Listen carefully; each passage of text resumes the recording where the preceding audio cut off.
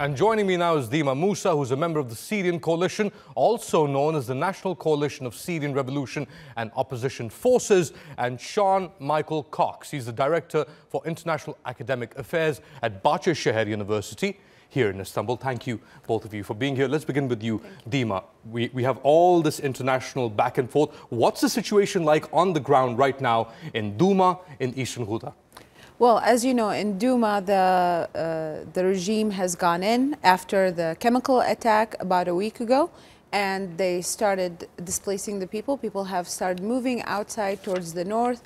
Some people are still in the area, but right now it's relatively calm, except for the fact that there are still the remnants of the chemical attack, but we can talk more about that. Well, let's talk about this suspected chemical attack, according to the Russians. And I want to bring up some quotes here from the Russians.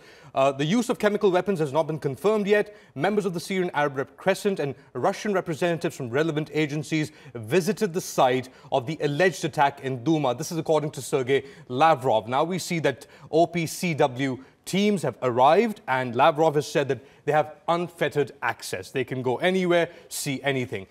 There are still doubts as to this happened, at least as far as the Russians are concerned. I want to bring you in, Sean. Well, the OPCW will actually start investigating tomorrow according to their own agenda.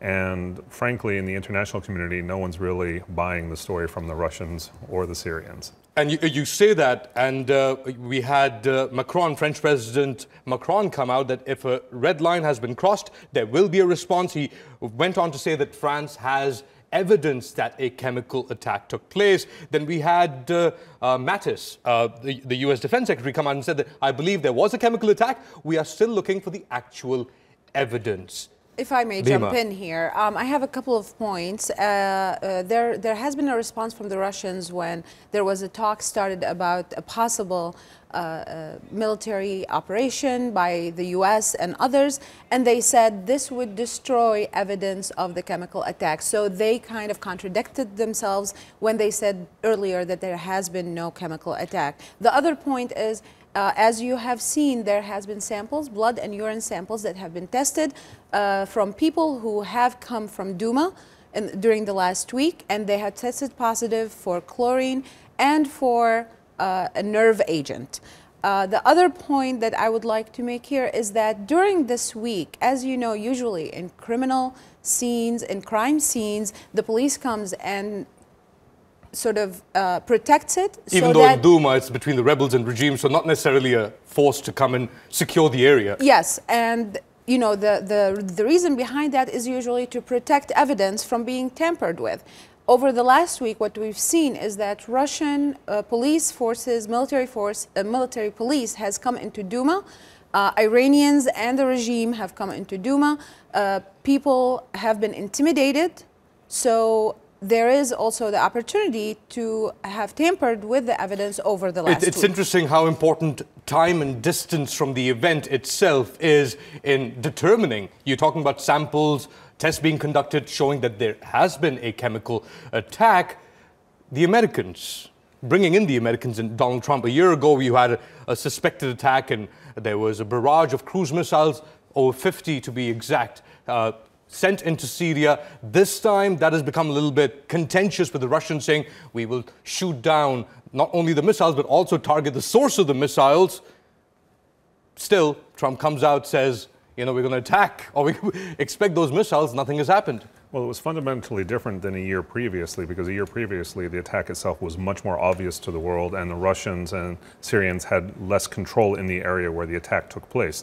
Now that they have more control and are better able to restrict access, they're able to muddle the story and demonstrate to their own base and their own audience that perhaps this attack was a setup or didn't even occur. They've been sending mixed messages on what the origin of the attack was in the last week.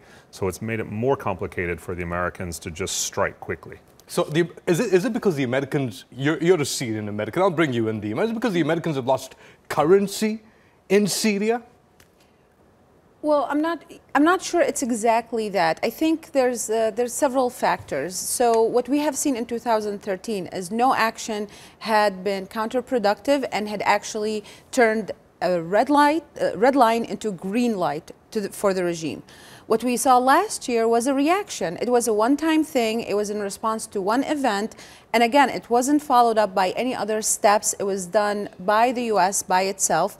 Again, it was counterproductive in a way, and the regime continued using chemical weapons and attacking Syrians with other types of conventional weapons. And with the support of the Iranians and the Russians. Absolutely. And it's been very evident, and they haven't been hiding it, the Iranians or the Russians.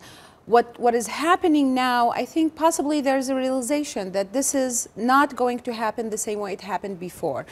There's more effort by others to be brought into this operation, if there is going to be one. The French have talked about it.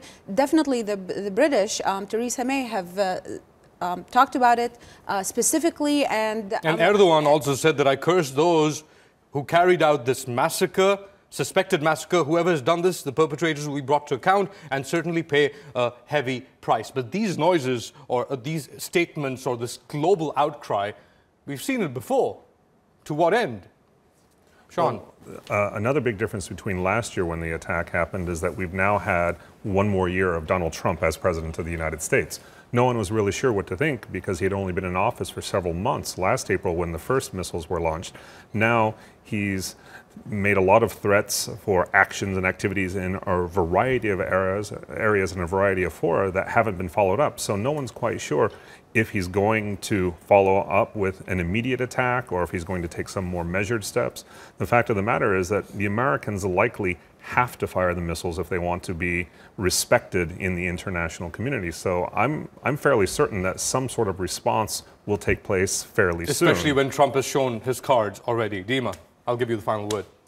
Well, what we want to see here happening is that the international community step up and assume its responsibilities towards not just the Syrian people, but towards humanity, because giving the ability to Russia and the regime to do this will give a signal to others in other parts of the world that they can get away with killing people and get away with impunity.